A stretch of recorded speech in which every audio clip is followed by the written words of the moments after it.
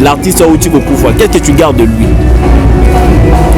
Bon, Ginga n'a pas moi ça mon nom, on devait tout bien en Tétia. Ok. Téti. Mais moi ça mon play. Donc moi ça mon musique. Moi nous les faire na biso beta. Bandu les faire beaucoup le beta. Que pour côté ça passe, pour comprendre ça passe. Et ça nous les gigolando beta. Oui oui. Bah tu n'as pas comprendre ça comme leader dans mouvement là. Pour le roi ça qui dans l'encadrement grand frère là.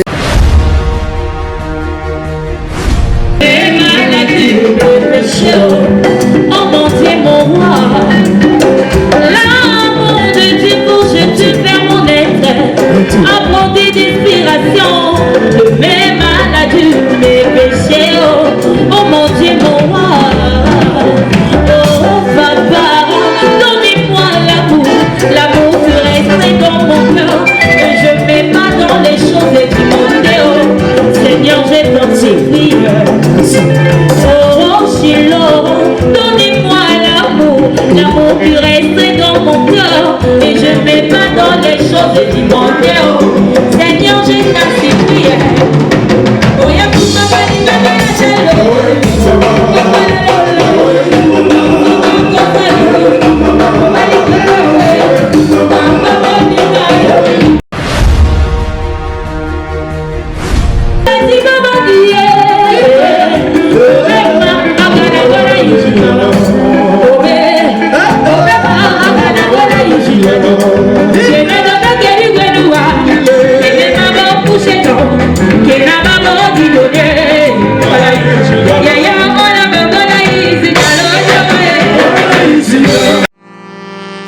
C&C Service Fret. Pour envoyer vos colis à Kinshasa, Matadi a un prix défiant toute concurrence. Une seule agence maritime, C&C Service Fret. En France, 23 rue Anatole France, 94 400 Vitry-sur-Seine. Référence SK Exotique. À Kinshasa, immeuble Beaumaillé Musique, 2 rue des Avocats, Limité, 1er rue, Funa. Référence en face de l'église du pasteur Wallo. Les départs se font 2 fois par mois par container. Paris-Kinshasa, Paris-Matadi. L'enlèvement se fait à votre domicile en France. C&C Service Fret. Au Tietembe, au Moniango. Bonsoir ma communauté congolaise. Ah ouais, ça pas na bino na All Nation Store. Et pas ya maître Seti. Tozoteka bilwa rolia oyo nanga naye bisonyo sotu toliaka. Tozali awa na Tottenham L na numéro 121 High Cross Road, postcode N17 9NR sorry. Soko leki restaurant Deluxe Mana, topé Deluxe Mana, o leki muke pavement o mati ka biso o mona na sukawana. Ou soit sur Outi Bushcroft, on a 123 230, 242, 76 et tellement cas juste à l'émotion na biso awa. Ou soit au kitika na underground ya Tottenham L, nde obetu makolo ka nde to restaurant Deluxe soroye au monde na biso awa. On a ba produit nyo surtout, tout ça ba carton nyo surtout, malangwa, tilapia, ngolo, malwa, soso, makayabu, pondu, bref, biloko nyo surtout auto salango. N'hésitez pas à liker la vidéo si elle vous plaît et si vous êtes nouveau sur la chaîne, n'oubliez pas de vous abonner et d'activer la notification pour ne rater aucune de nos prochaines vidéos. On commence. Mesdames et messieurs, chers abonnés de Bonga Loudia Télévision, de Tonton Promo Télévision, bonjour, bonsoir, tout dépend de l'heure à laquelle vous êtes en train de nous suivre. Moi, c'est votre humble serviteur Jigel Kabemba et derrière la caméra, c'est Lotus Design. Mesdames et messieurs, comme vous le constatez, tous allez na cabine center et nous sommes le 22 avril. Donc, tous allez à matanga, il y a Guy Digital, Guy Gola, Oyazali artiste et Ambo Canabiso, artiste au sein, artiste au sein à Jet Set. En même temps, le frère, il y a Ferrigo là. Tout ça depuis le 17, le jour où Gigola Atika Kibiso et l'élo Tozali le 22, donc 5e jour. Il y a le 21, il y a eu la visite, il y a artiste Belé au Bayaki pour compatir na l'artiste Ferregola. Vous allez comme on a Babindo mais bazara ki lobby, tout le monde qui peut miel de son bazara ki lobby a sali ba prestation na ye, a sali pe ba improvisation na kati vraiment ba tout vraiment ba c'est là qui vraiment dans le lenga yemba ki et puis besoin qui moi image to la qui bino tonton promo oyo miel de son à nini à qui a lobby que non qui ko compatir nan de konaye ba souvenir non so zali ko garder pour na gigola pour na Ferregola donc un dengue lien et Fanda entre yé na Ferregola. À part ça, il y a eu encore d'autres stars comme Hans Luzolo, Zalaki, donc Basta vraiment belé Bazalaki. Le 21 déjà, tout ce qui s'est passé, j'espère bien avec Bonga Loudia Bolandi, moi extrait et puis d'autres images. Et aujourd'hui, le 22 avril, ça sera la prestation du groupe Jet Set. Le groupe Jet Set n'a represté Lelo Nababutu et toujours dans le cadre, on a toujours yako Lela Gigola. Et qu'on va la gigola na loyembo donc prestation na bango kozala lelo na ba 0h1h donc si réalisateur ba vraiment disponible bozanga vraiment té ya kozwa vraiment ba image ndenge bolingaka parce que bonga ludia ezo c'est la bino musala o bolingi à faire vivre bino matanga oyo e baneliti suka. Et il faut savoir aussi que il y a ce qu'on appelle le programme qui a été disponibilisé et moi aussi je l'ai dans mon téléphone. Programme Ezali. Donc, comme je l'avais dit, aujourd'hui, nous sommes le 22. Et là, le roi à 5e jour. C'est-à-dire que le 22, Torozala Kaka na Kabinda Center. Dimanche, le 26, Torozala Pekaka na Kabinda Center. Donc, dimanche, le 26, Torozala na Kabinda Center. Mais le lundi 24 avril 2023. Donc, il y a la veille mortuaire au niveau du musée national. Veille mortuaire au niveau il y a musée national. Déjà à partir à 20h, il y a animation musicale religieuse. Donc il y aura un groupe religieux à partir à 20h. Et à partir à 22h, il y aura une prière qui va se faire. Prière au salam à partir à 22h. Et 22h30, animation musicale et comédie jusqu'à l'aube. Donc animation musicale, c'est-à-dire qu'il y aura des groupes musiciens comédiens comédie à niveau il y a musée national, ça sera le lundi. Donc déjà à partir il y a 22h30 Tina Tongo il y a mardi. Et sortie du corps dans l'hôpital, il y a cinquantenaire et qu'on intervenir le mardi le 25 avril 2023. Et déjà à partir à 9h juste, il y aura ce qu'on appelle la mise en place. La mise en place terminée 9h10.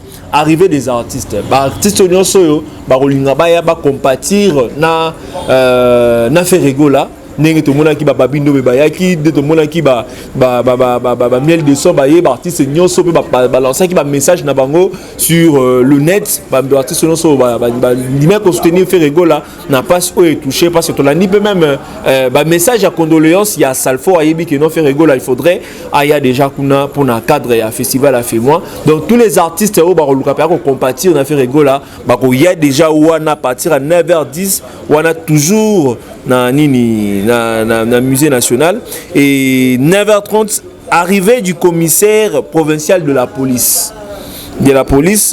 et 9h40 arrivée du secrétaire général à la culture, art et patrimoine et 9h45 arrivée du vice-gouverneur de la ville-province de Kinshasa. Donc le vice-gouverneur de la ville-province de Kinshasa à cause de la paix ces jours-là. Et 9h50, arrivée du gouverneur de la ville-province de Kinshasa, 10h juste, arrivée de son excellence, Madame le ministre à la culture, art et patrimoine.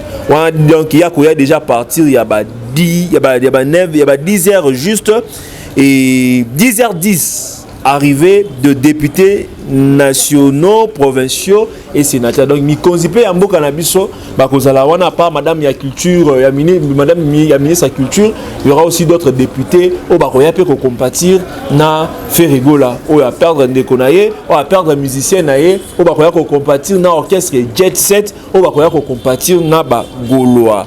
Donc, programme yangwana et à partir à 10h15 mot de circonstances de la famille. On a tout ça dans l'hôpital à cinquantenaire, dans la morgue il y a cinquantenaire. Et 10h20, mot de l'artiste musicien Ferregola. Donc Ferregola perd Goloba, moi Liloba, jour Wana le mardi. Et 10h25, mot de circonstances du PCA de la Sokoda. Na bandela. À part cimetière. Donc, Kolongwa na musée national. Kolongwa na musée national. Donc, le lundi déjà, tu as na musée national selon un programme d'Enge Bapesi. Le lundi, tu as na musée national. Le programme de ce Pesamiwana. Comédien Bakoyemba, animation religieuse et Salama. Et puis le mardi, tu as se dirigé vers Bengi, hôpital du cinquantenaire, na morgue cinquantenaire pour Robimisa. Nous autres, il y a Mouei et il y aura encore des artistes. Il y pour compatir. Na Ferigola, il y aura des députés, il y aura la ministre de la culture Père Ozalawana,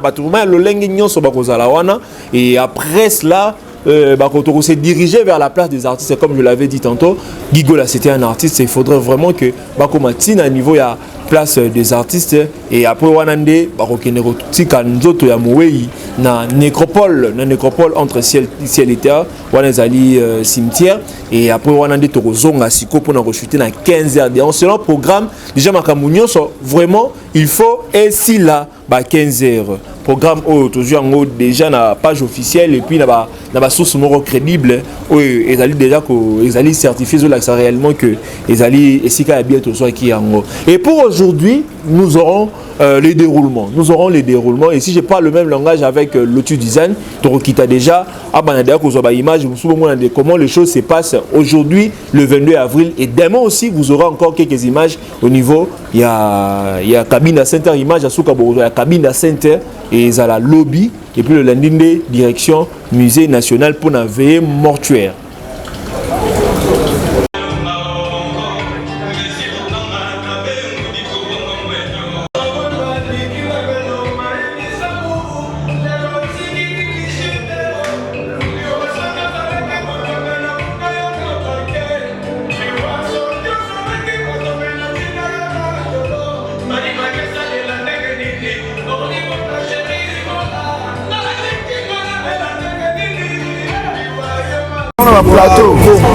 Bonsoir Igor Santé. Ouais, bonsoir. Tout le monde est là matanga. Vous pouvez compatir dans des Ronayo Ferregola. Est-ce que tu gardes des bons souvenirs il y a Gigola? Non, tu as déjà. Depuis qu'il y a Koufa Tozara. Vous avez la caméra de par rapport aux caméras, la caméra a un problème. Ah, caméra a un problème, il se souvient ni le bana de la famille Wenge Nelson parce que Gigola a un Wenge. OK. Grand frère et puis grand frère n'a surtout Hervé Gola. OK. Aza Wenge. Donc mes condoléances à toute la famille Wenge. OK. Et plus particulièrement la famille Gola. OK. Pour Bongisi Oya Bangoleki. OK. Oya Biso Moromasa. OK. Ouais. C'est la grande famille Wenge, comme tu viens de le dire.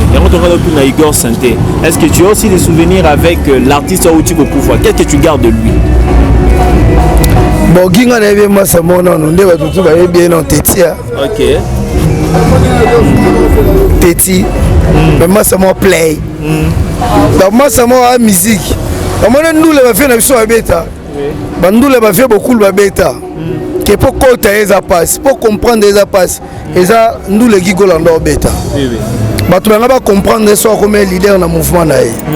Pour le roi Azagi na nous l'encadrement grand frère naé. Bah tu non mon on dit Téti mon net ça ba loyenge. OK, musique ya wana. Normalement. Nous les bongo. Donc entrer au théâtre. Le souvenir makasi on a gardé pas na ya wana. Donc ça ça na bo solo na senti que ni bali ba solo là. OK. Ce beau ça na cop et que oh ni bali ba ça cop. Par rapport. Et par rapport il y a arrivé tout le monde dit artiste peut belé à Wenge ben son mère. Parce que yaka mais jusque là au gros confirmer biso est-ce que ouais rançon pas ko ya na dé il passe jusqu'à maintenant tout sentir à ta mouvement moroté. Non, confirmer comment? Parce que maintenant on va bien ça mututé. OK. Maintenant on peut avoir une invitation té. Ouais. Ce que mon présence dans là ça par rapport que nous garder bon souvenir de fin qui voilà. OK. Ce qui pour mon Big Boss le roi de la forêt. OK. Par rapport à Tam Soussou, on a lobby avec famille Wenge ou soit par rapport à quoi petit naïe au format donc mais matanga bapesaka invitation te par rapport nde nakomi nakuti bajaponais na biso réel Japon namoni arche d'odang mungwa est-ce que j'ai invitation pour matanga namoni Francine Ngonda le représentant de tous les taureaux ti aye awa namoni maele rutu ya bango moko donc matanga eza na invitation te donc tango moni nga pe moni déjà big boss le roi de la femme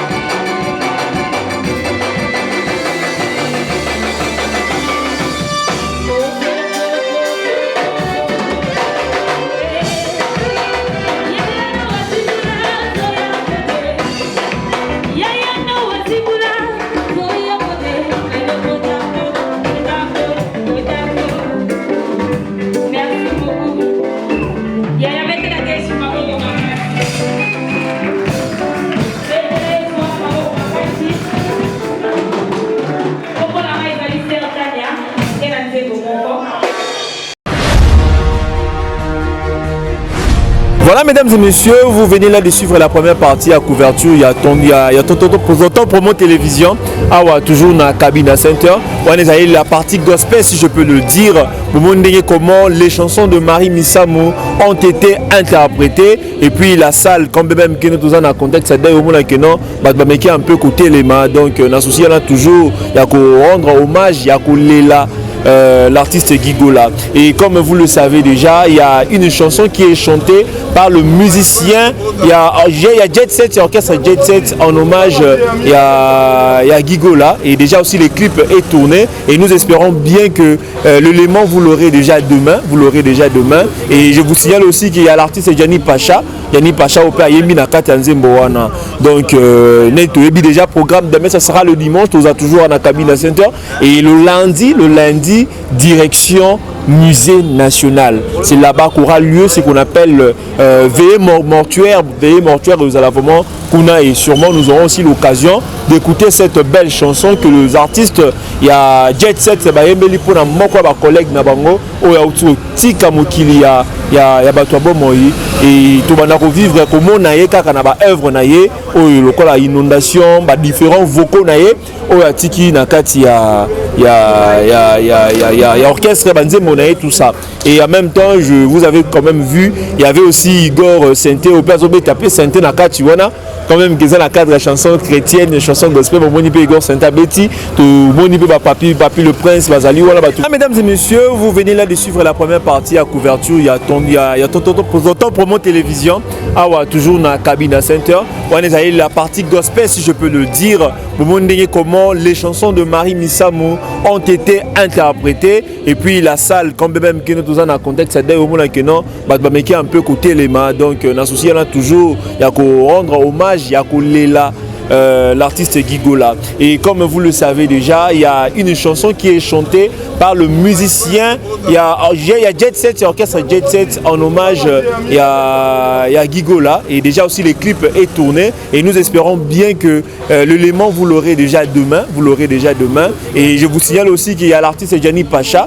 Gianni Pacha au père Yemi Nakata Nzembowana. Donc déjà programme demain, ça sera le dimanche. Nous avons toujours en cabine center. Et le lundi, direction musée national. C'est là-bas qu'aura lieu ce qu'on appelle veillée mortuaire. Veillée mortuaire, nous allons vraiment Kuna, et sûrement nous aurons aussi l'occasion d'écouter cette belle chanson que les artistes, il y a Jet Set, c'est Bayembeli pour mon collègue Nabango, ou il y a aussi Tika Mokili, il y a Batoabo Moi, et tout le monde vivre comme on a œuvre naïe, ou le inondation, différents vocaux naïe, ou il y a Tiki Nakati, il y a orchestre Banze Monaï, tout ça. Et en même temps, vous avez quand même vu, il y avait aussi Igor Sainté, au Père Zobé tapé Sainté Nakati, quand même qu'ils ont la cadre de la chanson chrétienne, chanson gospel, mon monipe Igor Sainta Betty, tout monipe Papi le Prince. Donc l'artiste Ferrego là est soutenu par tous les autres artistes du pays. Oh, vraiment, vraiment coller la langue de Konabango parce que vous allez partager zali sango ya mawa, bangi ba partager mawa nan de Konabango Ferrego là et te reconfirmer les sous yango dans ma visite il y a artiste Moussousou le jour il y a sorti il y a corps. Mesdames et messieurs, je vous laisse avec Lotus Design pour le reste d'images et j'espère bien que vous allez de suite.